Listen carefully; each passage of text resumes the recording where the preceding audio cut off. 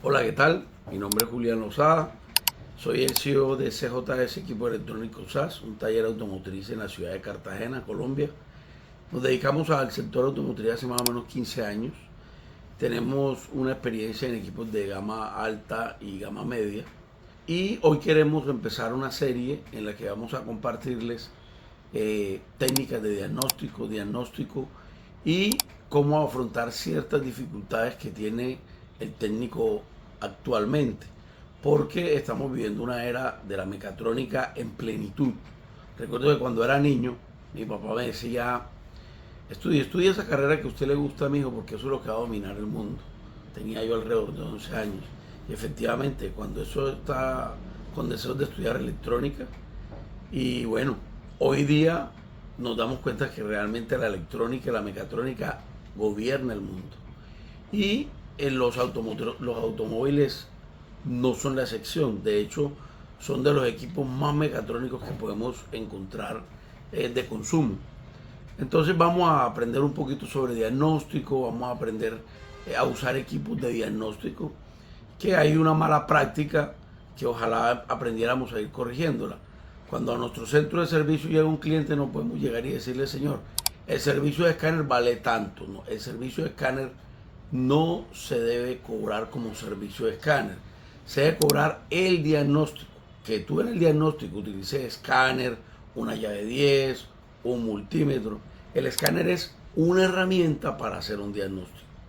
¿Por qué lo digo? Porque pasa que conectamos un equipo, leemos un código, puede ser un código de memoria, puede ser un código temporal, puede ser un código generado por un startazo fallido del vehículo, que a la final no significa nada, y le decimos al cliente, tiene esto, y le quitas $20, $50, lo que vayan a cobrar dependiendo de donde estén, 100.000, 80.000 pesos aquí en Colombia, no sé, y el cliente va a salir insatisfecho y muchas veces ni siquiera va a volver, porque lo que el cliente quiere es un diagnóstico sobre su problema para poder afrontar una solución, sea contigo o en su mecánico de confianza, depende lo que vayas a hacer. Bueno, para iniciar un diagnóstico, lo primero que tenemos que hacer es identificar plenamente el vehículo. La identificación vehicular es de los temas aparentemente más sencillos, pero a veces se complican y son cruciales. Por ejemplo, vamos a poner un ejemplo de lo más práctico. Te llega una Chevrolet Captiva 2020 y vas a colocar el equipo de diagnóstico, buscas en tu escáner según lo que tengas, General Motors, no puedes obtener diagnóstico, te asustas, das vueltas, pierdes el tiempo, media hora, 15, 20 minutos, y el cliente a la final se fue insatisfecho, perdió su tiempo y no sucedió nada. Resulta que tienes que identificar bien el carro. Ese carro, Chevrolet Captiva de 2020, 2019, no son Chevrolet. Eso es una marca filial de General Motors que se llama Bouillon. Ese carro es un Bouillon 500. Y lo buscas como carros chinos, Bouillon 500, 520, encuentras el carro y ahí sí lo puedes diagnosticar. Nos pasa mucho, por ejemplo, con marcas, las marcas chinas que están combinadas entre ellos. Tienen motor de una marca, tienen electrónica voz, en fin, hay que aprender a identificar bien. Con los carros de marcas tradicionales no suele pasar mucho esto, pero siempre es bueno identificar el carro, saber qué plataforma tiene para poder hacer un buen diagnóstico. Incluso el tipo de motor, siempre saber qué tipo de motor. La mejor fórmula para identificar esto se llama Wikipedia. Wikipedia es una plataforma libre que tiene información muy veraz y nos puede ayudar a identificar. ¿Cómo lo buscas? Sencillo. Tú escribes, en ejemplo de la Captiva 2020 Wiki, y al salirte te dice es un carro de plataforma tal, fabricado por el fabricante tal, la serie tal, y cuando te da toda esa información identificas el carro. E incluso te dice qué motorización tiene, qué tipo de cajas viene, porque a veces cuando estás diagnosticando necesitas saber qué motor tiene, porque el escáner a veces te lo pregunta, depende del tipo de equipo que tengas, te pregunta qué motor tiene, qué equipamiento tiene, y con la información de Wikipedia puedes orientarte hacia dónde vas a identificar tu vehículo. Porque Wikipedia te da una información general de la plataforma del vehículo y tú determinas exactamente cuál es el que llega a tu región. Dentro de los diagnósticos que vamos a encontrar en nuestro centro de servicio, vamos a encontrar diagnósticos rápidos, diagnósticos comunes y diagnósticos complicados. Lo primero que tenemos es siempre buscar lo fácil, vamos de lo fácil a lo difícil. No nos compliquemos la vida pensando que todos los daños son de computadora, no nos compliquemos la vida que todos los daños son del motor. Internamente, siempre busquemos de lo más fácil a lo más difícil. ¿Por qué? Los diseñadores automotrices, los fabricantes, hacen un exhaustivo desarrollo para que sean equipos confiables. Lo que normalmente tiende a fallar van a ser conectores, los sensores pequeños, las unidades superficiales, la primera capa del desarrollo, que es que sistema eléctrico, cableado y sensores. Siempre vamos a buscar problemas ahí, actuadores y sensores, que es la primera capa de diseño. El motor como tal, su dinámica, su corazón robusto, pocas veces va a fallar. Y la electrónica propia como tal, también es poco probable que falle comúnmente.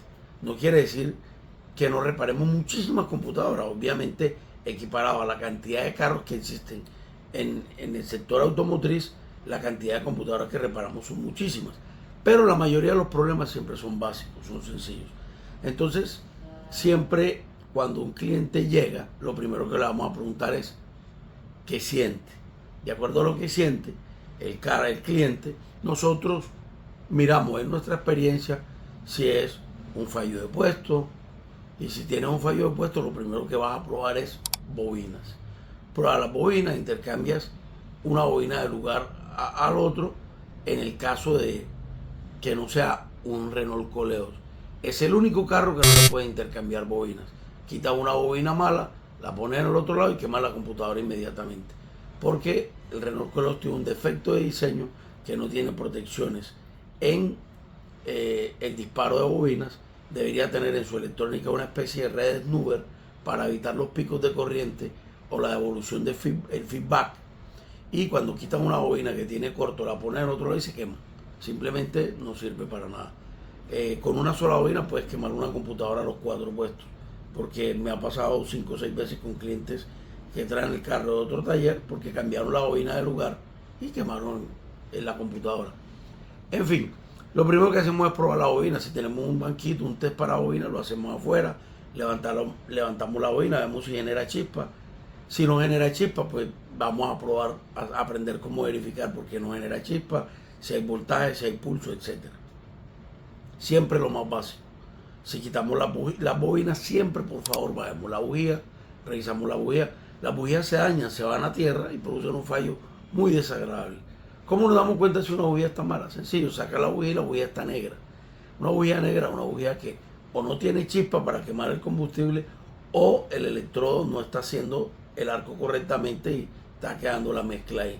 O hay un paso de aceite de motor, que sería como lo más grave. Ya más adelante explicaremos cómo diagnosticar esta parte. Siempre lo más sencillo. Como segundo punto para revisar, siempre en un diagnóstico preliminar, dependiendo de lo que nos digan, es la presión de combustible.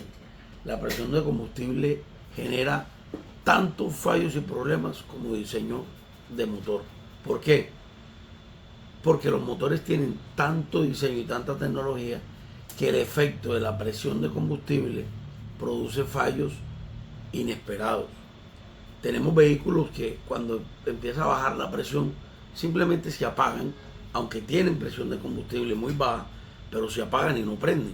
Los dejan enfriar y vuelven a prender. ¿Qué carros funcionan así?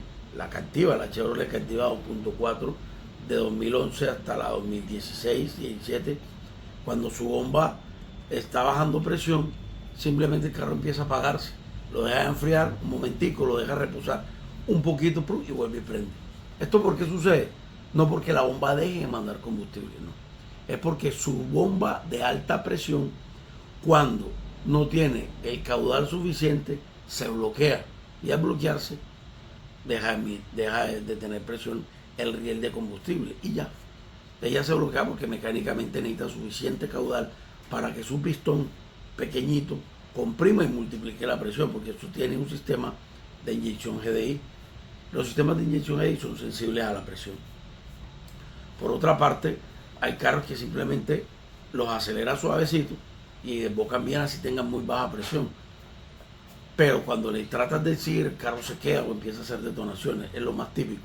Pero tenemos clientes que manejan muy pasivamente, nunca se dan cuenta que la bomba de combustible les ha perdido presión porque maneja muy despacio, hasta que en algún momento necesitan adelantar o van a subir una loma y aceleran rápidamente y el carro no responde. Esto es un típico problema de combustible, pero hay que ir a medir la presión de combustible. ¿Dónde se mide? En la boca de salida de la bomba.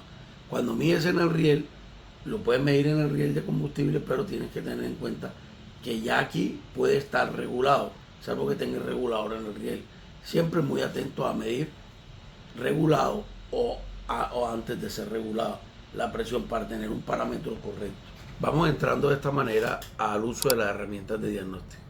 Herramientas de diagnóstico típicas que no deben faltar en tu taller, en tu centro de servicio. Un buen multímetro. Un multímetro que tenga escalas precisas, que tenga mediciones con buenos decimales. ¿Por qué hago el énfasis en eso? Porque típicamente el técnico automotriz tiende a comprar lo más económico para poder resolver. Eso es válido al principio, cuando estamos empezando, pero conforme cojamos dinerito, reservemos una parte para comprar. Un multímetro, cómprese un equipo de Unique Train, son chinos, rojitos, de excelente calidad. Fueron mis primeros multímetros de trabajo y fueron de lo mejor con lo que pude trabajar. Cuando tuve un poquito más capacidad, empecé a utilizar Fluke. Fluke es el Rolls Royce de los equipos de medida. Son equipos calibrados, con buenos decimales, antifallas. Difícilmente te dan un error de lectura. Y ya son muy costosos, pero son equipos muy buenos. Ahorita usamos solo equipo Fluke para las medidas de voltaje, ohmios, corriente, etc. Vamos a tener un escáner. Sé que todos están esperando cuando llega la parte del escáner. Un escáner que es necesario también para iniciar un buen diagnóstico o un buen escáner. Los escáneres tienen clasificaciones y ahora vamos a ir entrando en materia. Cómo identificar el escáner que necesitas para tu taller, para tu centro de servicio. En los escáneres existen dos tipos principalmente. El escáner especializado de la marca. Es un equipo de diagnóstico fabricado por una empresa para el fabricante de la marca. Es un equipo que tiene especificaciones y funciones difícilmente encontradas en equipos universales. Ese es un equipo que te va a ayudar a programar, a modificar, a resetear parámetros y a hacer diagnósticos guiados e incluso diagramas eléctricos y de flujo de procedimientos a realizar. ¿Por qué? Porque el fabricante cuenta que en cada centro de servicio autorizado no tiene la gente especializada en la marca directamente, sino que tienen técnicos generales para sus vehículos mientras los van capacitando. Y el escáner se convierte en la herramienta que el técnico va usando y va leyendo y va guiándose por los pasos más el manual del fabricante, y de esa manera resuelven los carros. Por eso ellos cobran por hora, son más lentos y normalmente los diagnósticos tienden a ser muy precisos, pero son mucho más lentos. El otro equipo de diagnóstico que es muy común es el equipo universal. Ahorita les voy a mostrar equipos de diagnóstico especializados y equipos universales. Bueno, dentro de los equipos que mencionamos vamos a ver algunos solo como muestra. Esto es un equipo de diagnóstico especializado General Motors. Es un equipo muy robusto, muy bueno, incluso puede funcionar como sonda universal para otras plataformas de diagnóstico. Es muy robusto, creería que de los mejores que he probado, que he podido testear. Llevo muchos años con él, todavía funciona a pesar de tener tantos años. La plataforma de General Motors, el TexLine, es muy poderosa, pero la gran diferencia con estas plataformas es que no son intuitivas. Es como este equipo, que es Ford y Mazda, que utilizan la plataforma IDS. no son intuitivas. No puedes prender la plataforma, entrar y aprender a escanear de una vez, para nada. Hay que hacer una curva de aprendizaje, por lo menos de unas 2 o 3 horas, para entender cómo funciona la plataforma. Este es un bus de los más viejitos. Para Volkswagen todavía funciona excelente. Funciona sobre la plataforma Odis de Grupo VAG. Este es un equipo de BMW, funciona sobre la plataforma ISTA. Un ejemplo de estos que le he mostrado son equipos especializados. Entre otros tenemos también Nissan. Tenemos toda la gama de plataformas profesionales especializadas para llegar al profundo diagnóstico y reparación cuando los equipos universales no son suficientes. Son casos particulares, no siempre. Por otro lado tenemos los equipos universales como los Launch, que es muy conocido. Está la sonda Launch. Es un equipo que podría decirse que es la octava maravilla en el diagnóstico. Aquí podemos ver una interfaz de Launch. Es demasiado sencilla, muy sencilla. Una interfaz universal que nos da múltiples vehículos. Dentro de las plataformas de diagnóstico universal está Launch, TeamDiag, etcétera, etcétera. Hay muchísimos. Tenemos muchos equipos de diagnóstico universal, pero al final la clave es saber cómo utilizarlos y saber puntualmente qué estás buscando. No puedes esperar que el escáner te dé el problema. Tienes que usar el escáner para buscar un problema, porque de lo contrario te vas a llenar de códigos, vas a entrar en módulos. Tienes que aprender a identificar cuando vas a escanear que los códigos tienen clasificación. Ya vamos a ir dando detalles sobre la clasificación de los códigos para poder entrar a hacer diagnóstico y entender lo que estás leyendo, qué significa. Y eso será una de las partes más importantes que vamos a ver en la siguiente lección. Bueno, esto es todo por hoy. Hemos terminado con la primera lección. Vamos a prepararnos para unas lecciones más profundas, más detalladas. Vamos a aprender bastante. Nos gusta compartir el conocimiento para que las personas puedan hacer cada día de este oficio que hacemos más profesional, menos empírico, mejor formado. Y bueno, necesitamos que compartan este video, que se suscriban para que más personas puedan acceder a esta información. Incluso, aunque no seas técnico, también vas a saber identificar dónde hay un buen técnico cuando llegas a un taller, porque te vas a dar cuenta de los pasos que sigue. Esto te va a indicar si la persona está asertiva en el desarrollo del diagnóstico o simplemente está adivinando. Y puedes tomar tu vehículo y huir pronto de ahí. Dios los bendiga. Hasta luego.